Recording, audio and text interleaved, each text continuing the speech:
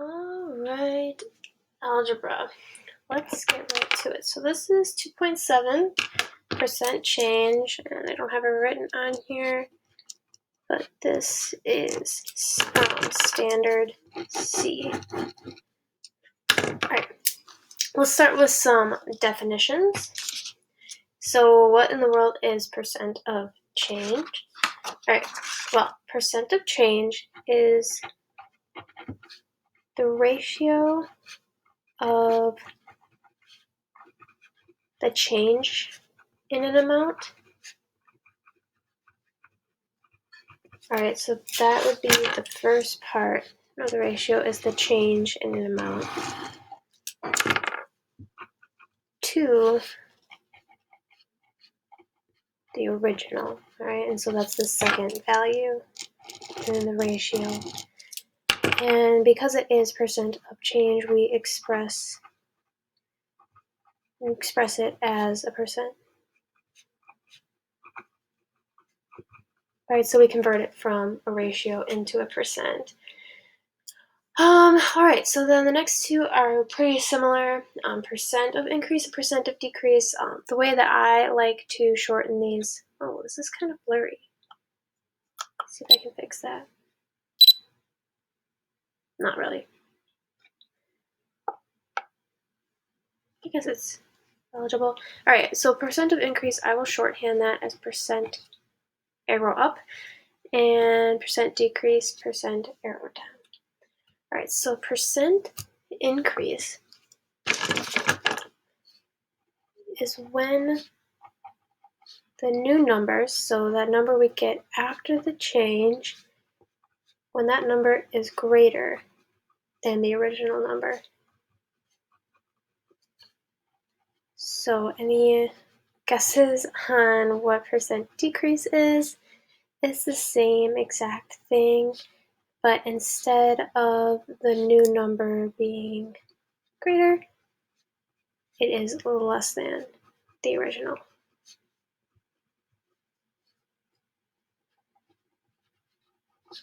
Right, so we're going to use what we learned about ratios and proportions to do these following problems.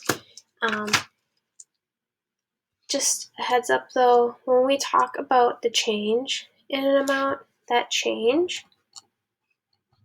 is the final minus the original. Always, alright? Even if it's going to end up with a negative, this is always the change. The negative is fine. Alright, so some examples right off the bat. So we start with an original, looks like a price. Let's say this is the price of jeans. Price of jeans. The original price is $20 and the final price ended up being $23. So what is our percent of change? Well, first of all, is this a percent increase or decrease? Well, our new number is greater than the original, right? So this would be a percent increase. Alright, so to find our percent of change, we need to write a ratio for the change in the amount to the original. So what is our change in this case? So change is always the final, so 23 minus the original 20. So 23 minus 20, that's 3. Alright, we should maybe put our dollars in here. So the change is $3.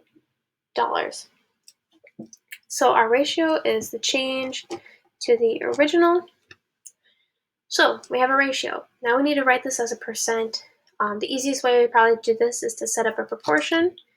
Percents, if we write them as fractions, you'll typically see them over 100, right? So we are going to solve this here proportion for R, and R will be our percent of change. Will represent our percent of change. So what we're going to do is use cross products. So I have 3 times 100, which is 300, equals 20 times R. We want to find R, so we're going to divide by 20 on both sides. 300 divided by 20 is 15, so I have 15 equals R. So our percent change is 15 over 100, which is 15%. And that would be our percent change. All right, let's go to the next example. Original is $25, final is $17. So is this percent increase or decrease? Well, the new number is less than the original number, so this would be a percent decrease. All right, let's look at our change. Our change is, as always, the final, so $17 minus the original, $25. 17 minus 25, well, that would be a negative. It would be a negative $8. Throwing my dollars up there. Yes, notice that this is a negative number, all right? If we have a percent decrease, our change is negative, right? We are, from our original to our final, we are decreasing by 8. So we are negating 8. Sounds kind of funny, but that's what we're doing. So now we have our change. So our ratio is our change to our original. And let's write it as a percent. So we'll write as percent in fraction form, but we don't know what R is. We could use cross products. Negative 8 times 100 is negative 800. And then 25 times R. Divide by 25 on both sides. So we have to do, 25's cancel there. We do negative 800 divided by 25. Negative divided by a positive will get me a negative. So I got negative 32 equals R. So this would be negative 32 over 100 as our percent change. So it'd be negative 32%. 32% of change. All right, let's move on to these examples. These examples are a little bit different now. All right, so let's see what we got. So for number 3, let's say my glasses cost $54.70, but then I have a tax of 6.1%. So is this going to be a percent? Is this percent a percent increase or decrease? Well, tax means you're adding to the cost. So this is technically a percent increase, this tax here. All right, so what is my final cost going to be? How do we figure that out? Well, there are a couple ways you can do that. First way we're going to look at is finding the value of the tax. All right, so what dollar value is our tax? And then we'll add that to our original. So our dollar value of our tax will be 6.1% of the original. So when we're doing any kind of problems with percent, we should always write our percent as, write it as a decimal. Percents are base 100, so we are going to move our decimal back 2 spots to get to 0.061. So that's our percent as a decimal. And then of means multiplication. And then we'll put in our 5470. So 0.061% of 5470. Put that in your calculator and you'll get 3.3367. But remember, we're working with money, right? So we need to round to the nearest hundredth. So 334. So we take our original of $54.70. We add our tax of $3.34. And we'll get our total cost of $58.04. So that is one way that you can do it. Another way that you can do it is by first adding up the percents themselves. So it sounds a little weird, but what we're really doing is we're taking 100% of the original price, right? The original price is $54.70. That's 100% of the original price. We are adding 6.1% of the original price to get, well, what's 100% plus 6.1%? That's 100. 6.1 So what we're saying here is that this total cost is 106.1% of our original cost. So say we never found this. What we could do is, instead of doing 6.1% of our original, let's just do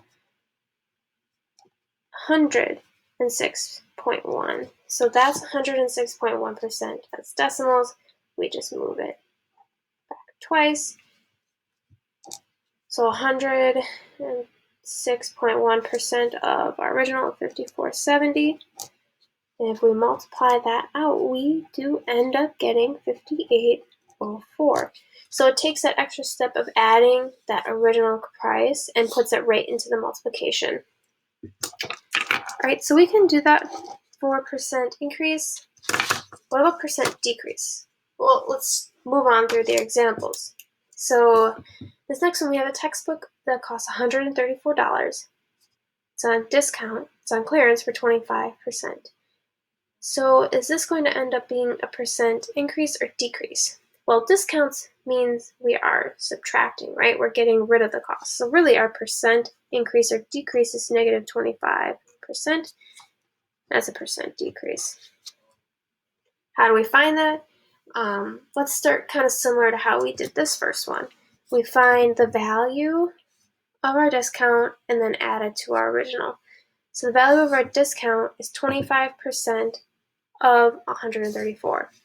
So I'll write 25% as a decimal, of is multiplication, 134. Well, let's see. 25% of 134 is $33.50. Right? So then that's what I can take off my original. So $134 minus $33.50 to get my final cost of $100.50. Again, we can do this differently. So what we can look at is, okay, what about our percents? What we're doing is we're taking our original percent, right? The original price, we're taking 100% of that. We're subtracting what percent of that original price? Well, 25%. So 100% minus 25% is 75%.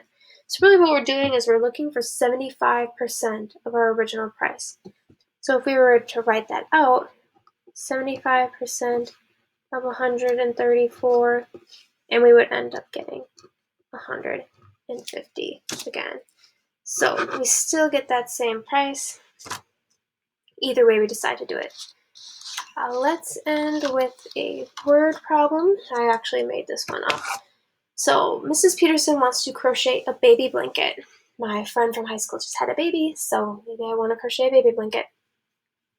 So I'm going to go and buy 3 skeins. Okay, skeins, you can just replace that word with balls of yarn. So 3 skeins of yarn for $6.30 a skein before tax.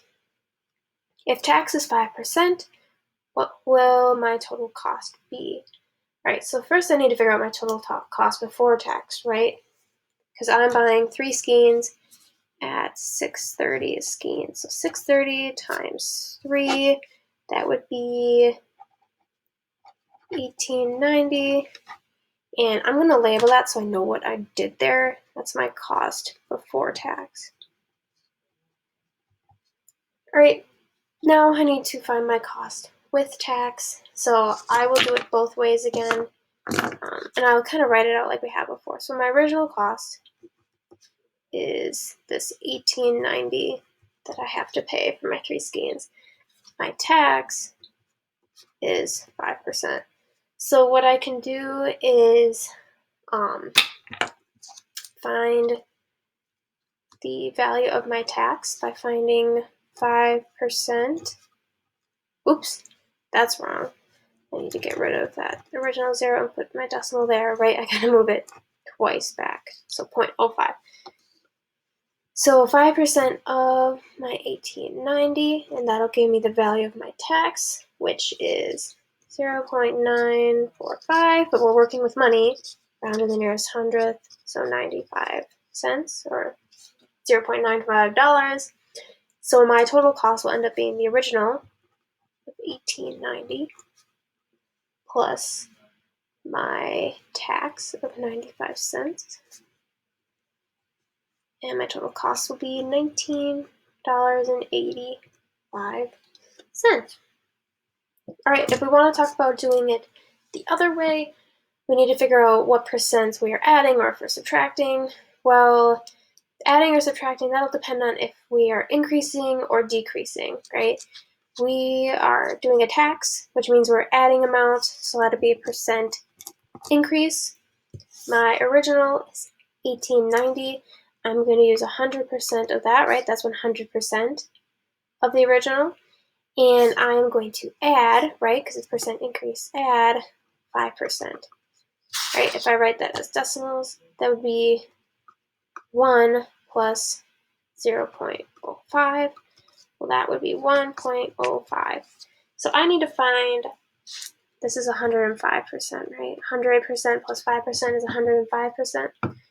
So I need to find 105% or 1.05 of my original. So 1.05 of my original of $18.90. And I will end up getting 19.845. But we are working with money, so we have to round to the nearest hundredth. And I would again get the $19.85. So either one, my total cost would be $19.85. That's all I got for you guys. So I will end the video here.